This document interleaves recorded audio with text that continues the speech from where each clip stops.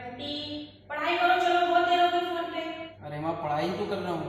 अच्छा, फोन पे पढ़ाई होगी तो स्कूल बंद क्यों नहीं हो जाते? अरे तो बंद तो है ना स्कूल पिछले 2 साल से, आपको पता तो है। वो तो बीमारी की वजह से बंद है, लेकिन पढ़ना तो स्कूल में ही जाना होगा।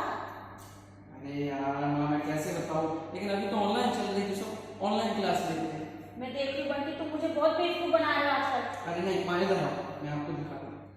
देखो ये रहे मेरे सारे क्लास के बच्चे और ये रहे मेरे टीचर जो कि ऑनलाइन पढ़ाते हैं। अभी मैंने पता कैमरा और माइक बंद कर रखा है। अरे मम्मी अभी चुप रहो यार। देखो अभी वो देखो गुरुकुल के बारे में बता रहा है मेरे टीचर। अगर हम बात करें गुरुकुल शिक्षा प्रणाली की और आज की शिक्षा प्रणाली की, तो हम देख सकते हैं कि उस समय हमारे पास इतने संसाधन नहीं होते थे, श्रव्य माध्यम का ज़्यादा इस्तेमाल होता था। लेकिन वर्तमान में हमारे पास टेक्नोलॉजी है, ब्लैक बोर्ड है, मार्कर है, डिजिटल माध्यम है, तो बहुत से फ़र्क आए हैं। लेकिन उस समय भी बहुत से अच्छे छात्र निकले हैं जिन्होंने बड़े बड़े काम किए हैं, तो वो भी अपने आप में एक अलग ही प्रणाली थी। तो एक काम करते हैं बच्चों, आज हम आपको गुरुकुल शिक्षा प्रणाली की यात्रा पर ले चलते हैं।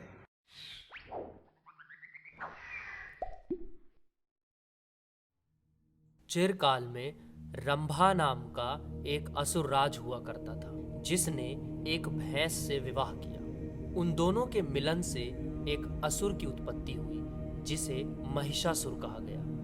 महिषासुर उसका यह नाम इसलिए पड़ा क्योंकि वह एक महिष था, अर्थात भैंस, और वह एक असुर भी था, इसलिए उसका नाम महिषासुर। जन्म के पश्चात महिषासुर में तीनों लोकों पर राज करने की इच्छा जागृत हुई, जिसके लिए उसने कई वर्षों तक ब्रह्मा जी की घोर तपस्या की। ब्रह्मा जी ने उसकी तपस्या से खुश होकर उसे एक वरदान मांगने के लिए कहा। महिषासुर ने ब्रह्मा जी से कहा, हे प्रभु, मुझे अमृतत्व का वरदान चाहिए। हम तुम्हें अमृतत्व का वरदान नहीं दे सकते, कोई और वरदान हो तो तुम मांग लो। महिषासुर ने कहा, तो आप मुझे कोई ऐसा वरदान दीजिए जिससे कोई भी देवता या कोई साधारण पुरुष या कोई जानवर मेरी मृत्यु का कारण कदापि न बने। ब्रह्मा ने कहा, तथास्तु। वरदान पाने के पश्चात महिषासुर ने शक्ति के मद में चूर अपनी पूरी असुरी सेना को लेकर महिष का रूप धारण किया और तीनों लोकों में उत्पात मचा दिया। उसके इस उत्पात के कारण तीनों लोकों में हर तरफ हाहाकार मच गया। सुसु नहीं हो रहा है। लेकिन सर अभी भी तो सोसाइटी में ऐसे भी चल रहा है। क्या हुआ वाले, ठीक है? अरे बस चल रहा है यार, तुम्हारी कृपा है। और चमिया हाँ जा रही है, हमसे भी मिलके जाओ। एक लगाऊंगी ना, बदतमीज कहेंगे, शर्म नहीं आती क्या?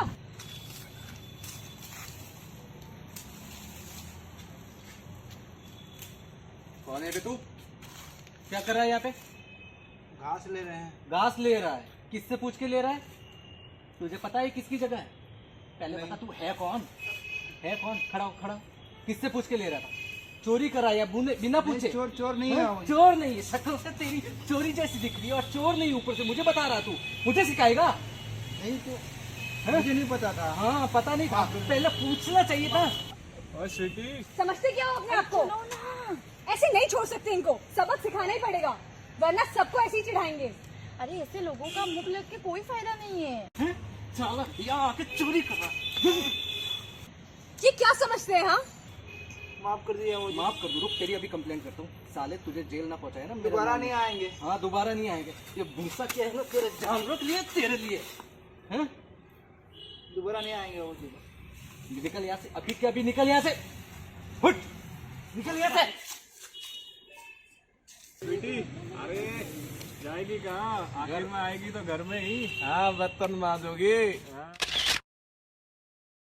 साले ऐसे गंदगी के कीड़े, साला छू तो भी अब खुद ही गंदा हो जाए।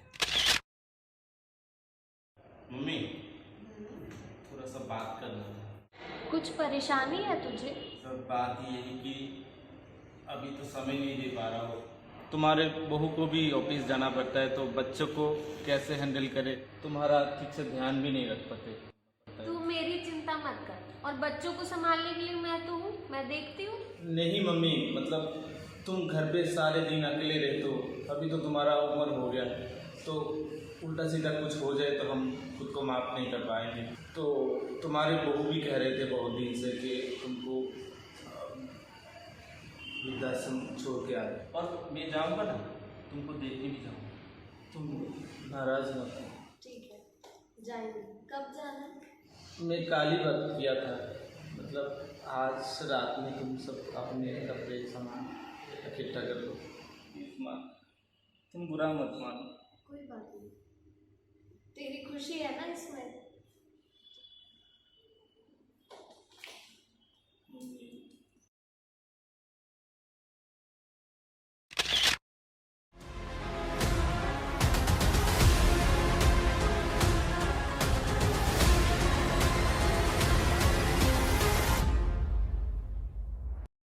हाँ सर, तो फिर इसके बाद सर क्या हुआ सर? तीनों लोकों में हाहाकार मच गया। देवताओं को स्वर्ग छोड़कर जाना पड़ा। सभी देवगण त्रिदेव की शरण में गए। त्रिदेव अर्थात ब्रह्मा, विष्णु, महेश। त्रिदेव और सभी देवताओं के शक्तियों के मिलन से उत्पत्ति हुई एक नारी शक्ति की, जिसे दुर्गा कहा गया। क्यों सीखना चाहती हो सेल्फ डिफेंस? मैं खुद को स्ट्रॉन्ग बनाना चाहती हूँ। तो क्या तुम अभी खुद को वीक मानती हो? नहीं, पर मुझे फिजिकली और स्ट्रॉन्ग बनना है। इंटरेस्टिंग। ठीक है, पर तुम्हें एक वादा करना होगा। क्या? कि सीखने के बाद तुम आने वाले टाइम में और भी लड़कियों को सिखाओगी। मैं जरूर सिखाऊंगी। ओके, कल शाम 5 बजे मिलते हैं। चलो 1 2 3।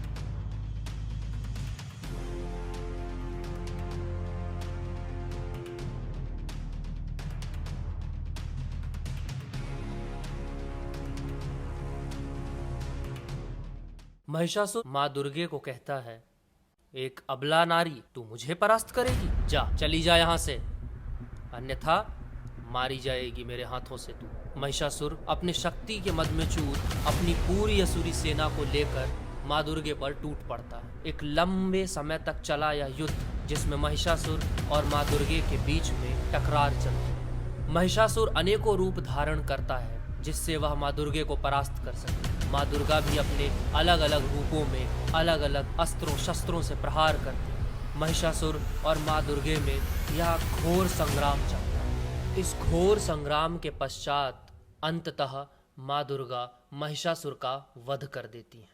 हमारी लेफ्ट हैंड स्ट्रेट।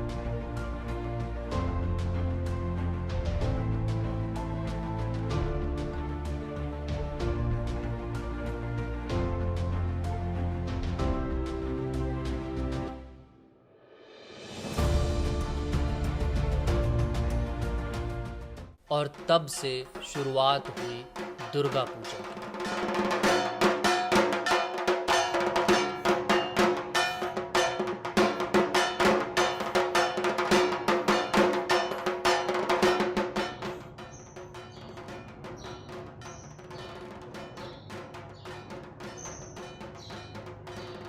पांडालों में तो दुर्गा देवी की इतनी पूजा हो रही है, इतना ख्याल रखा जाता है।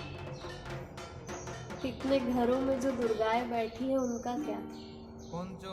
उनका कौन ख्याल रखता है? बाकी दुर्गाएं तो फिर भी अपना बदला ले लेती हैं, लेकिन ये माँ रूपी दुर्गा क्या करे? ये अपने बच्चे से अपना बदला कैसे निकाल सकती है? अच्छी दुनिया बनाए। বলে মানুষ মরে আমি বুঝলাম না ব্যাপার